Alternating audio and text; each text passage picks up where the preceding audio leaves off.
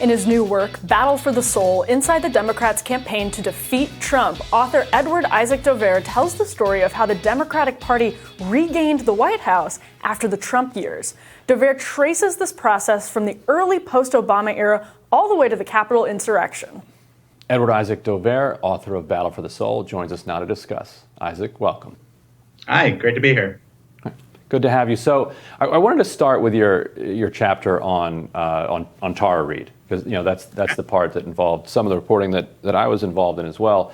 And could you just lay out what you're suggesting is the way that the story worked its way into the press? In terms of what's the question that you're asking? So you write in the press, you write in your book that David Sirota flagged the story for a couple of reporters. Sirota has flatly denied that he did that he knew anything about this story before it broke publicly. So I'm curious how you square that difference. And did you speak to Sirota for the book? David Sirota, from the reporting that I've done, flagged the story both to several reporters and to several members of the Sanders campaign. So his denials about what happened here don't really make sense to me. The reporting is pretty square with a lot of people who were involved with it, and so he denies it. I'm sure he doesn't like that that's gone public, but there were a number of people who were aware of the story before it published, and again, that includes two reporters and a number of members of the Sanders campaign, including two senior members. And so you also imply in the book, I think you say an Intercept reporter, referring to me, was given an exclusive. What do you mean by given an exclusive? It seems like you were trying to suggest, without saying it, that the Bernie Sanders campaign had given that exclusive. Was that just a kind of a sloppy use of the passive phrase there, or were you trying to suggest that the Sanders campaign had given me an exclusive on this story? Well, if I had meant to suggest that the Sanders campaign had given you an exclusive on it, then that's what I would have written. The words that are there are what I wrote. So who were you saying gave me an exclusive then on the... And the words that are there were chosen carefully, and they're gone through several rounds of editing and vetting, and we're going to stand by the way that it's there. Okay, but it doesn't really say anything. So it just says that I was given an exclusive, but doesn't say by whom or for what reason. You're asking me to add words to what is obviously a very sensitive situation there, and I am in a position where I have written very clearly about what I could, and where there are words that needed to be left out to avoid getting into questions of sourcing and questions of legal issues, then that's the way that it is. Gotcha. If we could real quick just pull up one other section of this, I wanted to get you to clarify something. If we can pull up that element, there's a line toward the end that says that Tim Tagaris was hoping at one point to run the Bernie Sanders campaign. I think that might have been a typo. It's not a typo. I think that there's a he there that wasn't as clear as it could have been. But the he there, as I've actually clarified to Tim on Twitter and on the day of publication, I believe, that he is referring to Mark Longabaugh. Tim Tagaris did not hope to run the Bernie Sanders campaign. Mark Longabaugh had been hoping to be the campaign manager. But if you look at the way that it's structured in the book, I believe that our copy editor could have done a better job of just changing that he to the name Longabaugh rather than a he. So let's push a little bit more on the Tara Reade situation. I'm wondering what your reporting found about how that allegation was handled by the various campaigns. It's sort of one that has gone under the radar as we've performed our autopsies on the 2020 election, but it had to have been an interesting reporting quest to sort of figure out what was happening behind the scenes as that allegation played out. Yeah, look, this was a crisis for the Biden campaign. They had a lot of trouble figuring out what to do about it. They were running up against Biden's own reluctance to say anything about it, but also his own adamant insistence that there was nothing to her story, and his frustration that it was being picked up. It also was running up against the fact that there were many people who were looking at her story and finding lots of issues with the facts on it. There were tantalizing bits that came out, like when she talked about her mother calling into the Larry King show, and then there was a transcript found of a caller that seemed to maybe be her mother because it was from the same city, and she said that was her mother's voice.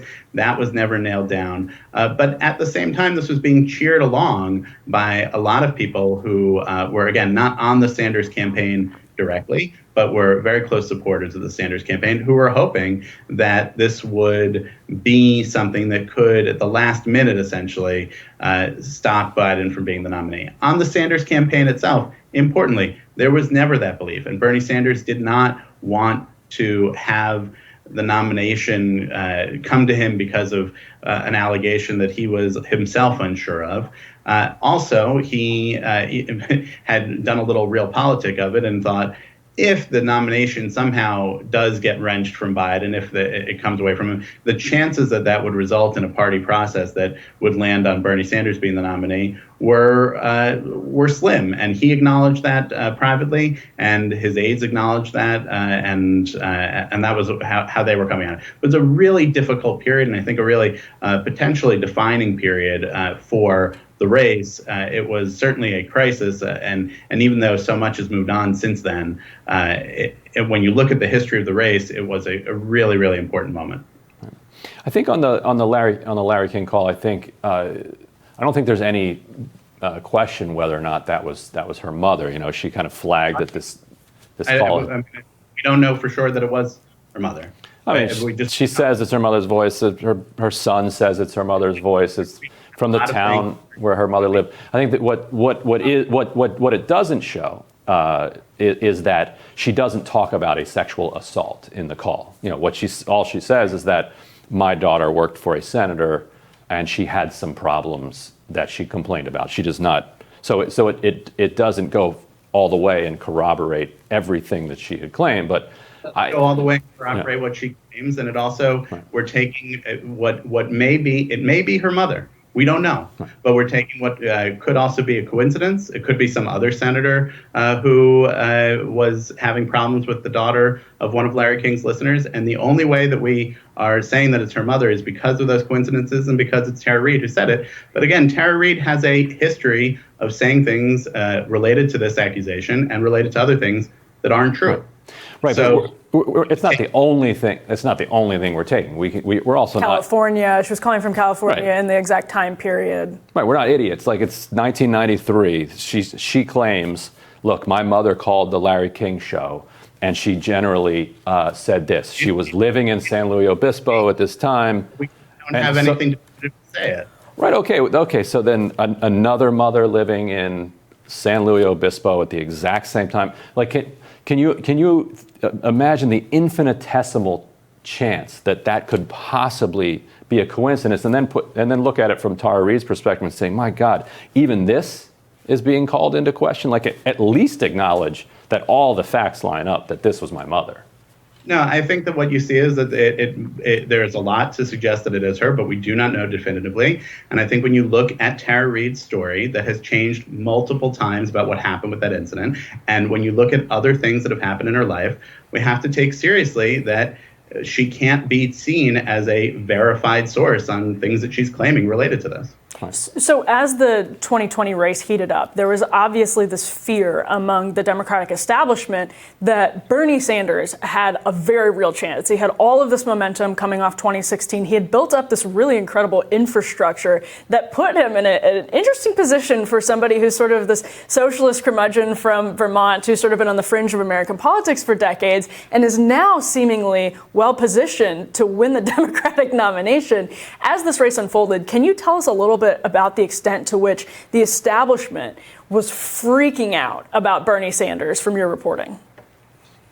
what happened after Sanders came very close to winning in Iowa, he won in New Hampshire, he won in Nevada. Joe Biden had to be convinced by his aides that it was good to come in second place in Nevada, right. 20 points back. And in that week, right, it's a week between the Nevada caucuses and the South Carolina primary, it was seen as almost a fait accompli by most people who you would count as Democratic leaders, that Bernie Sanders was going to be the nominee. It felt that way to a lot of the people on the Sanders campaign. Then there were a couple of things that they did that were operationally mess-ups that put them in a weaker position going into South Carolina. And then there were a couple of things that got blown into maybe more proportion than made sense, like his comments about Cuba on 60 Minutes. That was meant to be a 60 Minutes appearance that would help him. And also there was the fact that he was struggling with Elizabeth Warren still being in the race, both in terms of the votes that she was drawing and in terms of things like Jesse Jackson was eager to endorse before South Carolina,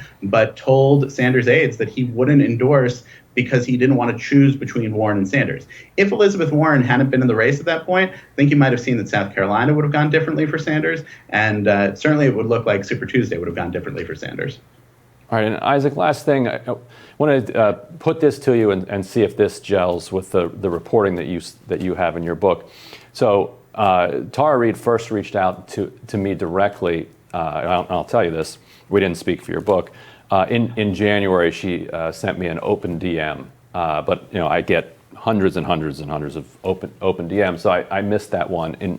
In March, a friend, somebody she knew socially, reached out to me and said, there's a woman who wants to speak with you, and she says X, Y, and Z about Senator Joe Biden. So that was in March. I spoke with her over the course of a couple of weeks, published a story. Does any of that conflict with your reporting? No. So then who gave me the exclusive? I don't understand what you were implying with the book. I think we've gone over this. Look, there were a lot of people, Tara Reade included, who were very eager for Bernie Sanders to be the nominee instead of Joe Biden. It's clear from your own reporting that you were more attuned to Bernie Sanders than Joe Biden, and that's okay. But that doesn't change that there were a lot of issues with what Tara Reade did and what she said about how that story played out. And again, it's a central moment in the campaign. It could have changed the way the entire campaign went. There was not really a consideration in any real way at the top levels of the Biden campaign that he drop out of the race, but there was certainly a lot of pressure around because of the reporting that you did and that other people were doing. And over the course of about a month, it changed a lot. Again, as people looked deeper into her story and into things that she had said and done over the course of her life, and saw that perhaps this wasn't the most trustworthy account of what was going on. And in addition to that, you saw a lot of pushback that started to come eventually after a very long process from the Biden campaign. There's a story in the book that I get into of a phone call that the Biden campaign had with the leaders of a number of women's groups, and they were asking those women's groups leaders to speak out on behalf of Biden, and the leaders said back to them, we're not going to be your buffer on this, you have to defend yourself, and if you defend yourself, then and we buy into the way that you defend yourself, then perhaps we'll be behind you. But that was what was going on there. The thing I would add to that is that by the time the reporting came out, I had actually already written a column with Jeremy Scahill saying that Biden should have Sanders as his vice president. I had said publicly that the race was over, that if they wouldn't postpone the in-person voting in Wisconsin in particular, that Sanders should straight up drop out, that there was no path to the nomination. So I just wanted to push back on the idea that there was... Who were under the impression when the Tara Reade story emerged that might be, as I said, a sort of last-minute way of changing the course of it. There may have been some dead enders, but as you said, nobody... Right. Well, this is all very confusing to me because I was under the impression that Ryan supported Buttigieg. Mayor Pete all the way. He'll be back. We haven't heard the last of Mayor Pete. No. So, Isaac, thanks so much for joining us on Rising. We'll be back with more after this.